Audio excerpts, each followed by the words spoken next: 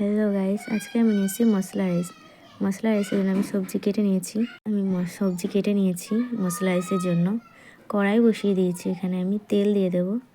পুরো রেসিপিটাই সাদা তেল দিয়ে হবে। পেঁয়াজগুলোকে ভালো করে ভেজে নেব।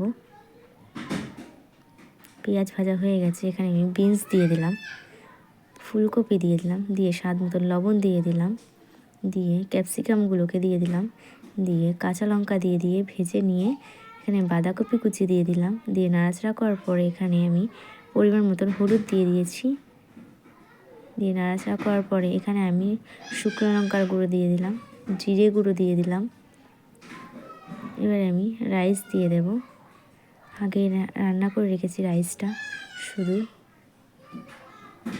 দিয়ে নাড়াচাড়া করার পরে এখানে আমি এবারে দিয়ে দেব টমেটো কুচি, দিয়ে নাড়াচাড়া করার পরে